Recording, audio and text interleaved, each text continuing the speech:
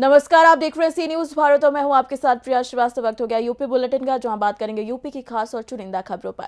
शुरुआत करेंगे अयोध्या से, जहां योगी सरकार ने मिल्कीपुर विधानसभा क्षेत्र में बेरोजगारों को रोजगार दिया। साथ ही साथ आगे बात बलिया की भी होगी, जहां नरही थाने में दरोगा अजय साहनी पर पीड़िता ने गंभीर आरोप लगाया है। आगे बात एटा की भी करेंगे, जहां आवागढ़ नगर के चेयरमैन ठाकुर महेश पाल सिंह द्वारा हवन पूजन किया गया। ऐसी तमाम खबरों पर डालेंगे नजर इस बुलेटिन में। मिल्कीपुर विधानसभा का उपचुनाव होने के पहले योगी सरकार मिल्कीपुर विधानसभा क्षेत्र के बेरोजगारों को रोजगार दे रही है। विभिन्न कंपनियों ने 1164 युवाओं को रोजगार दिया है। 2682 युवाओं ने किया था रोजगार के लिए आवेदन।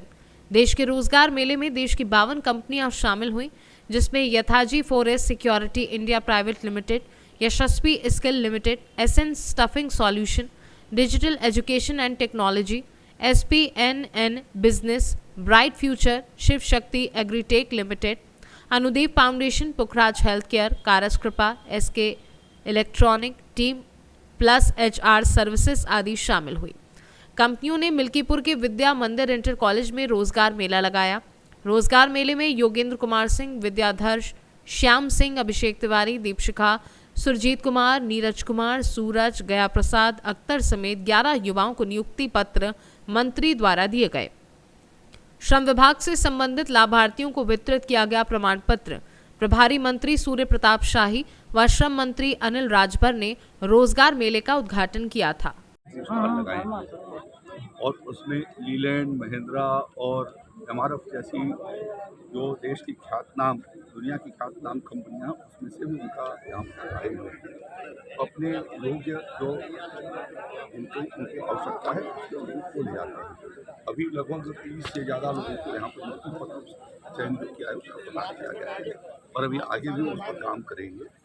यहाँ श्रम विभाग के द्वारा विगत वर्षों के भीतर अयोध्या जनपद में लगभग 60 करोड़ रुपए का योजनाओं का लाभ उनको श्रमिक भाइयों को प्राप्त हुआ है, जिसमें 40,000 से ज़्यादा लोग उससे लाभान्वित हुए और विभिन्न प्रकार की जो पेंशन,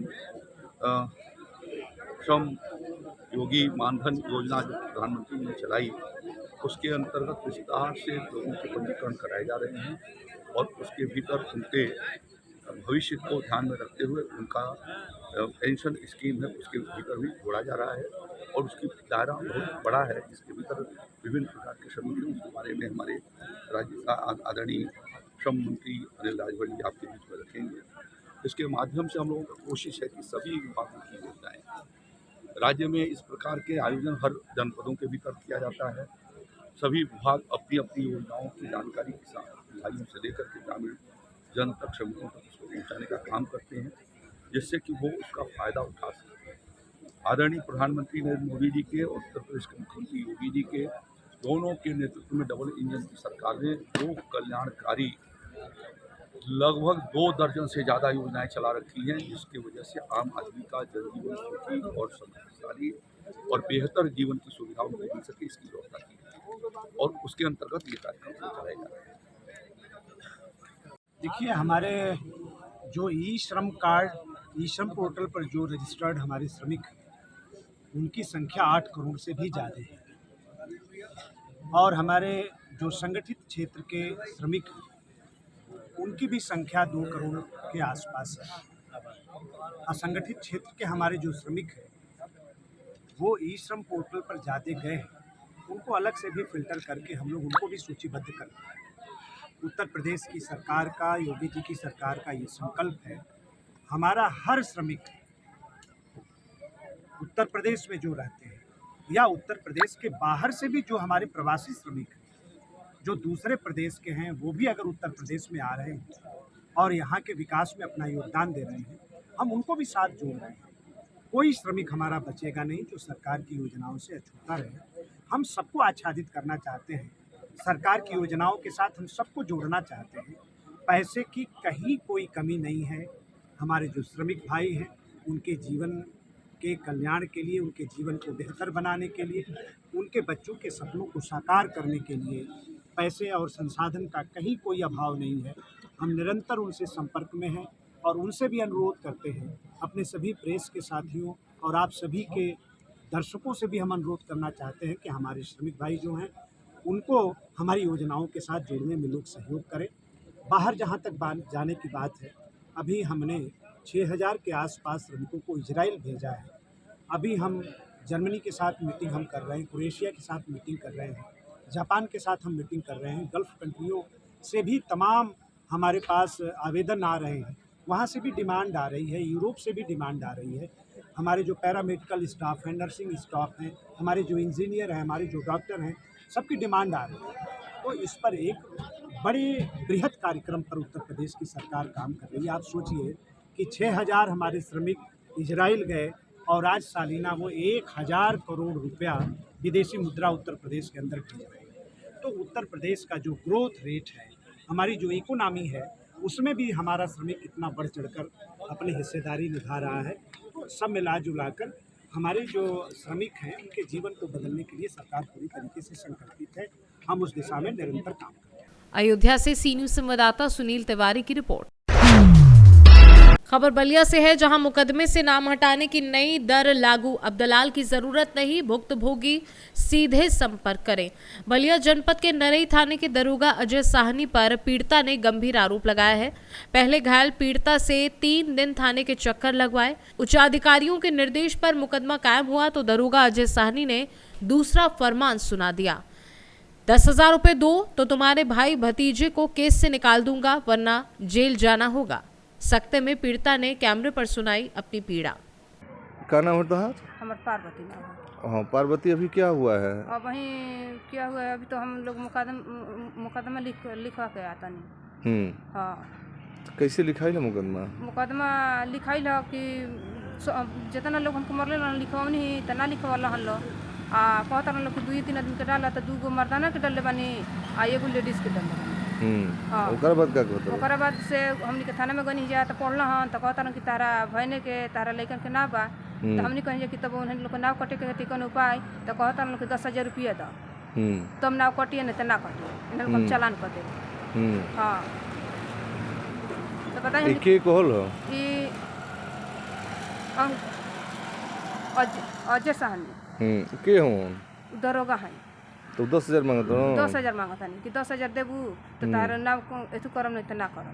तो तार भाई जोन बेटे भतीजा गाँव में ना रहूँ तो हम तो गिर गए हमें मार दिल रहूँ लोग तब खेत में गिर गए हमें तो हाँ तो वह हमारा के फ़ोन करमी तो हमारा के आके टांग के लेके हम लोग। तो बताइए अगर केहू हमके गाँव में अगर मदद ना करे तो हमारे हित ना तो करी ना। ऐसा केहू कहल कि तार हित ना तो कैसे बाटे कि ना आयल हम मदद करे खातिर तो हमारे हित ना तो आयल बा हमके टांग के लिए आयल बा तो बताइए उन लोग को डलवा दिल वो लोग झगड़ा में ना रहे लोग नहीं, लोग झगड़ा में नहीं खन लोग। बलिया से सी न्यूज संवाददाता राजू गुप्ता की रिपोर्ट। एटा के अवागढ़ नगर में एटा टूंडला मार्ग पर न्यू हॉलैंड ट्रैक्टर एजेंसी का शुभारंभ हुआ। अवागढ़ नगर के चेयरमैन ठाकुर महेश पाल सिंह द्वारा हवन पूजन के साथ एटा जिले की मुख्य ब्रांच का शुभारंभ कराया। क्षेत्र के तमाम गणमान्य लोग इस दौरान मौजूद रहे। वहीं न्यू हॉलैंड ट्रैक्टर एजेंसी के अवागढ़ में खुलने से क्षेत्रीय जनता ने भी खुशी जाहिर की। कंपनी के कई अधिकारी मौजूद रहे।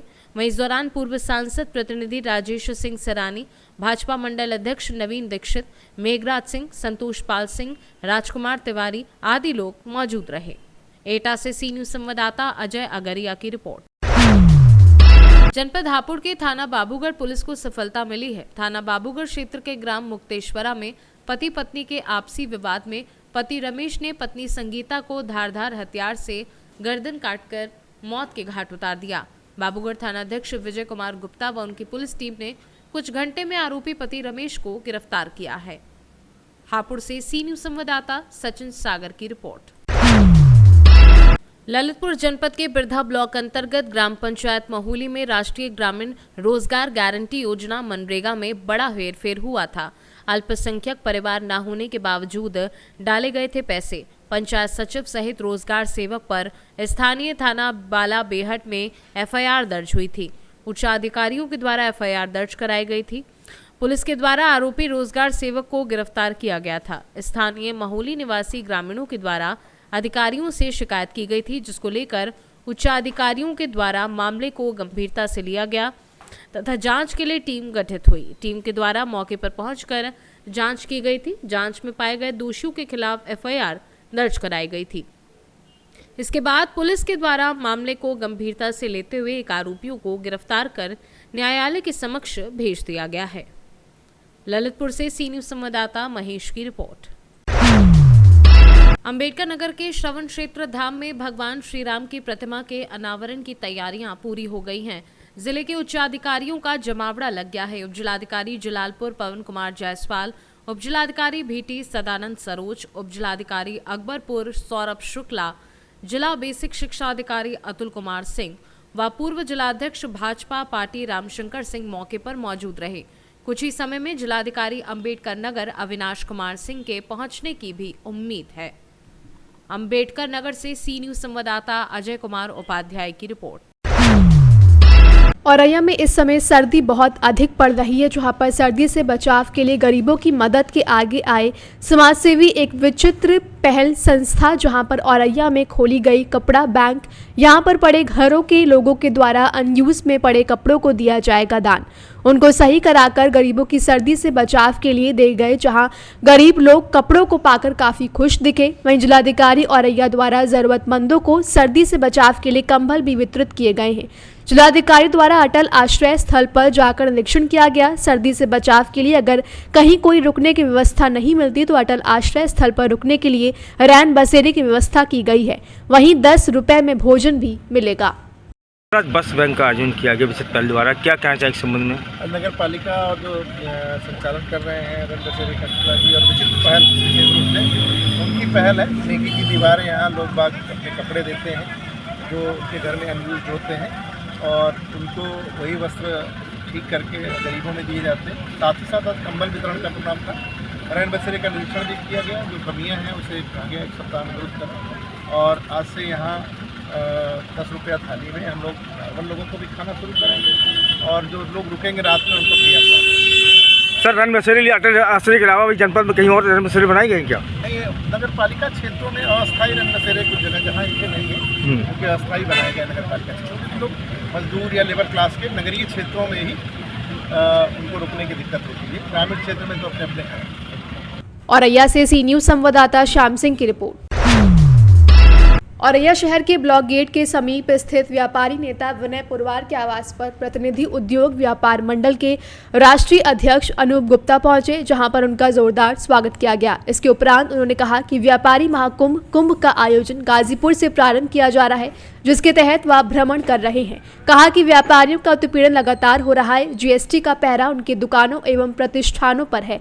उन्होंने अपील की कि जिस प्रकार से व्यापारियों के प्रतिष्ठानों पर कैमरे लगे हैं, उसी प्रकार से अधिकारियों के ऑफिस एवं घरों पर भी कैमरे लगाए जाएं। इसके आगे उन्होंने क्या कुछ कहा, आइए आपको सुनाते हैं। औरैया आयोग क्या उद्देश्य, क्या कहना चाहेंगे? हमारा कई दिनों से पूरे उत्तर प्रदेश के जनपदों में प्लस हमारे पदाधिकारियों के साथ साथ हर जिलों में जाकर के हम लोग व्यापारी महाकुंभ गाजीपुर 22 दिसंबर को आयोजित है, जिसमें प्रदेश के विभिन्न जनपदों के व्यापारी नेता वहां पर एकत्रित होंगे और उन्हीं आयोजन को लेकर के गाजीपुर व्यापारी महाकुंभ के आयोजन को लेकर के पूरे उत्तर प्रदेश के विभिन्न जनपदों में हम लोग जा रहे हैं और व्यापारियों से आह्वान कर रहे हैं कि बड़ी संख्या में व्यापारी नेता गाजीपुर पहुंचे।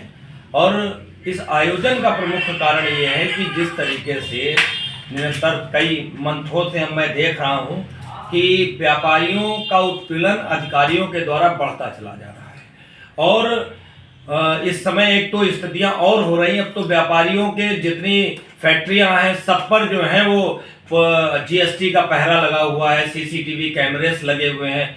तो अगर इस जगहों पर व्यापारियों पर इतना प्रतिबंध लगा करके व्यापार कराना चाहती सरकार, तो एक पक्ष अधिकारियों का भी है। उनके क्या भी उनके पर्सनल ऑफिस में कैमरे लगवाए जाए, उनके निवासों पे कैमरे लगवाए जाए, उनकी भी क्यों नहीं जानकारी हो रही? क्योंकि अगर कोई कार्य ले रहे हैं जो रिश्वत अधिकारी ले रहा है उसकी कैसे जांच होगी? तो इन्हीं विषयों को लेकर के हम लोग आपके माध्यम से चेता देना चाहते हैं व्यापारी अधिकारियों को कि व्यापारियों का उत्पीड़न अब बंद हो जाना चाहिए। अगर बंद नहीं हुआ तो निरंतर यह आंदोलन गाजीपुर से शुरुआत होते पूरे उत्तर प्रदेश में पहुंचने का काम करेगा। साथ ही हमारी व्यापारी आयोग की गठन की पुरानी मांग है। सरकार ने वादा किया था हम अपेक्षा करते हैं कि पूर्वांचल में माननीय प्रधानमंत्री जी वाराणसी से सांसद भी हैं, इन समस्याओं को समझेंगे और व्यापारी की जो प्रॉब्लम है उसको भी क्लियर होगा।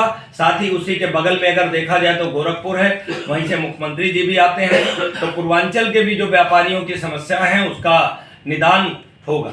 अगर समस्याओं को नहीं सॉल्व किया जाता है तो आगे रणनीति क्या होगी आपकी? हम लोग निरंतर ऐसे बढ़ाते रहेंगे कार्यक्रमों को, हर जिले, हर जनपद, हर वार्ड स्तर तक इस चीज़ों को ले जाएंगे। सरकार को भी वोट चाहिए और नोट भी चाहिए, और हर राजनीतिक दल को नोट और वोट चाहिए।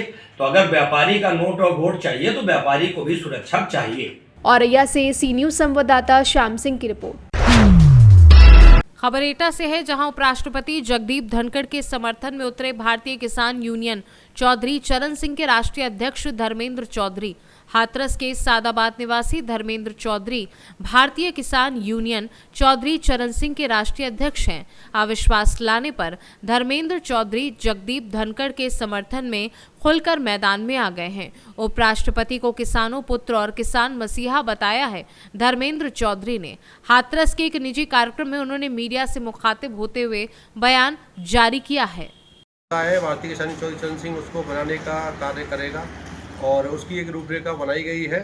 साथ ही हम लोगों ने एक यहाँ आज विचार विमर्श किया है और हमने एक जो अभी आपने देखा हो फिलहाल में हमारे महामहिम राष्ट्रपति जी के साथ जो कि किसान पुत्र हैं, किसानों की बात कर रहे हैं, और उन्होंने अभी किसानों के मुद्दे पर किसानों ने सरकार को भी उन्हें अभी सलाह दी है और सरकार को भी काफ़ी फटकार लगाई है। उन्होंने साफ साफ कहा है कि सरकार किसानों को हक उनका क्यों नहीं देती है, क्यों गुमराह कर रही है। ऐसे किसान पुत्र जब हमारे एक उच्च पद पर बैठे हुए हैं, ऐसे किसान पुत्र के लिए अविश्वास लाना ये बहुत दुर्भाग्यपूर्ण है, और ऐसे जो अविश्वास लाते हैं हम उसकी बहुत ज़्यादा निंदा करते हैं। और मैं ये भी कहना चाहूँगा कि जब हमारे किसान पुत्र हैं, किसानों की बात कर रहे हैं, तो ऐसे नेता का हमें सपोर्ट करना चाहिए। और वो कोई नेता नहीं है, वो एक संवैधानिक पद में बैठे हैं, उपराष्ट्रपति है और वो एक संवैधानिक पद होता है, वो कोई राजनीतिक पद नहीं है। और जिस तरह से वो किसानों के बेटे हैं, किसान पुत्र हैं, जैसे कि हमारे चौधरी चरण सिंह जी किसान पुत्र थे, ऐसे ही वो हमारे किसान पुत्र हैं, किसानों की बात कर रहे हैं और सरकार को साफ साफ संदेश दे रहे हैं कि किसानों को एमएसपी गारंटी दी जाए। किसानों से जो वादे किए गए हैं सरकार द्वारा, बीजेपी की सरकार द्वारा जो वादे किए गए उनको पूरा किया जाए। तो ऐसे किसान पुत्र को हमें समर्थन हम अपना पूरा देते हैं। भारतीय किसान चौधरी चरण सिंह ऐसे किसान पुत्र को हमें समर्थन देने का काम करता है। जय जवान जय किसान। एटा से सी न्यूज संवाददाता लखन यादव की रिपोर्ट। फिलहाल इस बुलेटिन में इतना ही। देश दुनिया की बाकी और खबरों के लिए आप बने रहिए सी न्यूज भारत के साथ।